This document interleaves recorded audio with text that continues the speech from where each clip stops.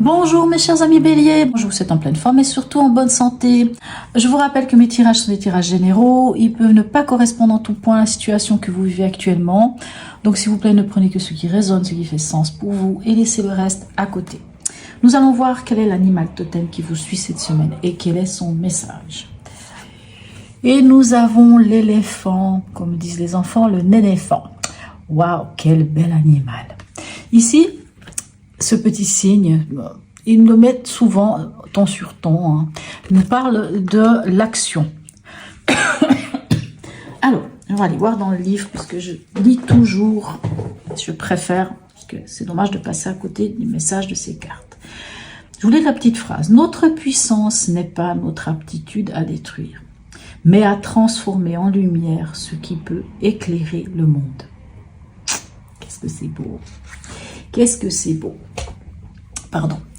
L'éléphant, il vient, c'est pour vous interroger sur la structure de vos initiatives. Il marche lentement. Il fait un pas après l'autre. Se mouvoir demande de l'effort. C'est pourquoi il évite le mouvement inutile, les allers-retours incessants. L'éléphant, dans le tirage, vient vous proposer de mener à bout ce qui vous tient à cœur. L'être qui est accompagné par l'éléphant est souvent un homme ou une femme de pouvoir. L'éléphant vous accompagnera à mener à bien des projets humanitaires, politiques et sociaux.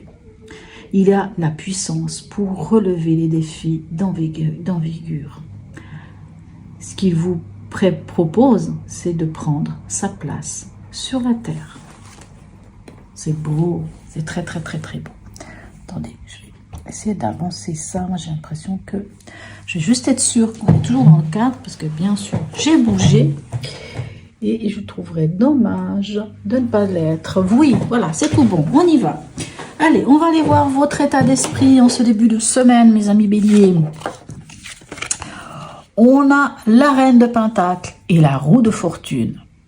Écoutez, magnifique la reine de Pentacle, vous savez, c'est celle qui gère l'argent, gère les finances, gère le concret, c'est la maîtresse de maison, c'est celle qui, voilà, c'est cette énergie-là, elle gère tout ce qui va être de la matière, du matériel, du concret.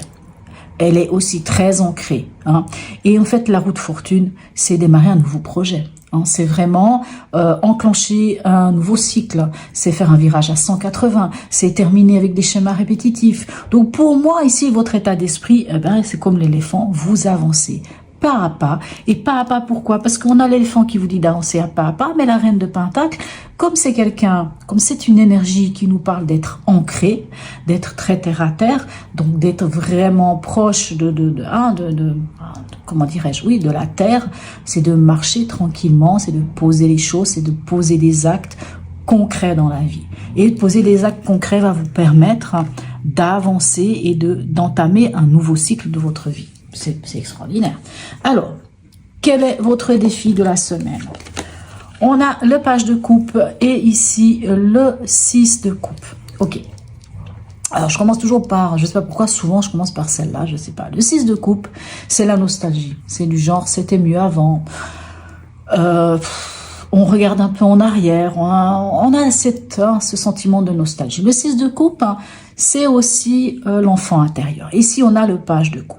Le page de coupe, lui, il a mis le doigt sur quelque chose qui fait vibrer son cœur, sur un nouvel amour, sur une nouvelle...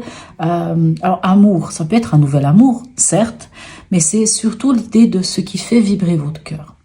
Hein, c'est quelque chose qui tient à votre cœur.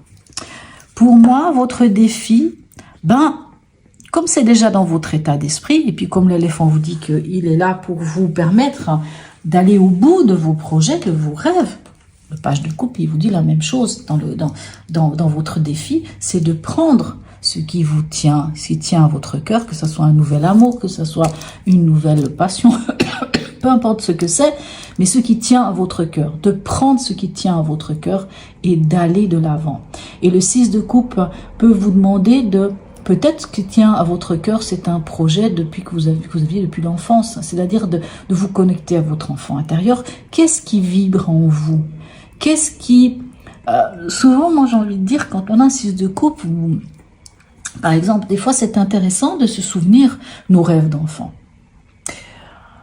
Parce que nos rêves d'enfants, alors quand je dis nos rêves d'enfants, certains de nos rêves, c'était d'être pirate, je ne sais pas, alors c'est sûr que vous n'allez pas être pirate, mais il y avait même dans ce rêve d'être pirate, hein, c'était souvent de prendre aux riches pour donner aux pauvres. C'était l'idée de la justice. Hein, c'était l'idée. Vous voyez, il y a quelque chose quand on était enfant qu'on aimait. Par exemple, il y a des enfants qui prennent plein de plantes et puis qui font des petites décoctions, qui inventent des trucs, qui font semblant de faire à manger. Il y en a d'autres qui, je sais pas. Vous voyez.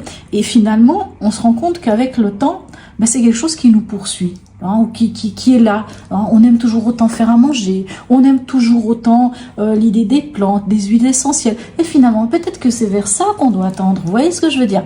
Il y a un peu cette idée. Et cette idée, c'est peut-être de vous connecter à votre enfance ou à votre enfant intérieur. Pour certains, ce sera l'un ou l'autre.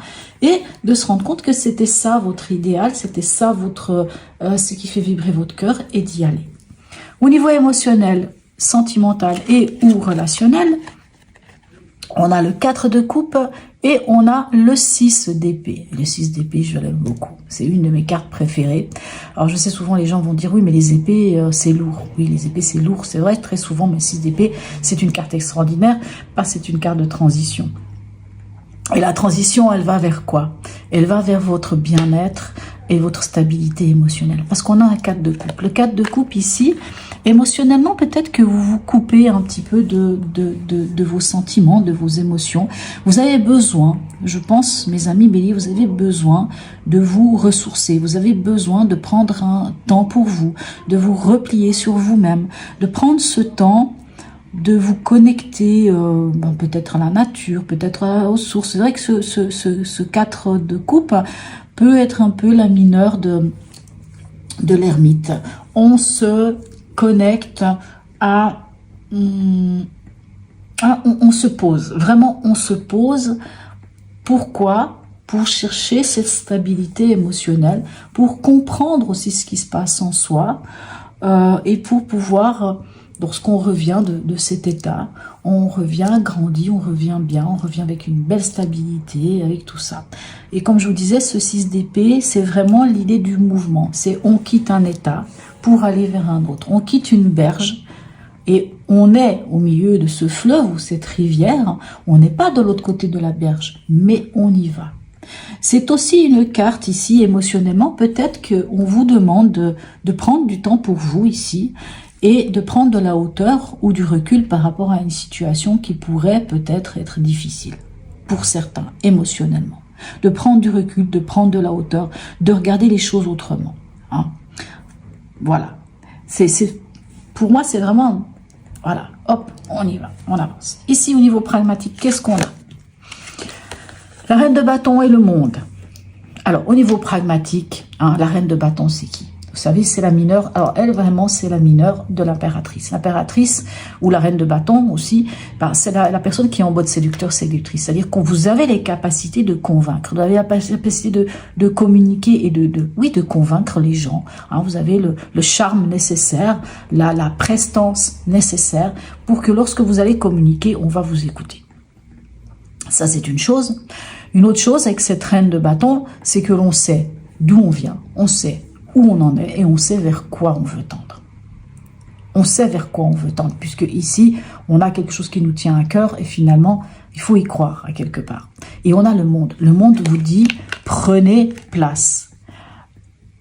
Allez vers l'aboutissement. Aboutissez, je ne sais pas, que ce soit un projet ou quelque chose. Et en plus, cette reine de bâton, vu que c'est l'impératrice, hein, l'impératrice, on dit l'impératrice qu'elle est créatrice de sa vie, on est créatrice de notre vie.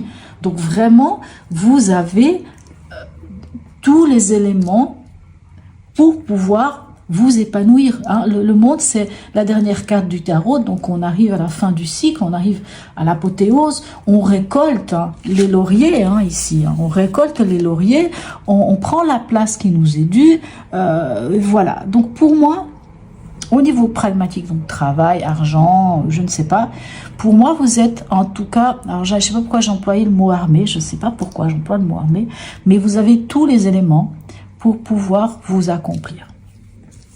On est né où à la fin de cette semaine pour vous?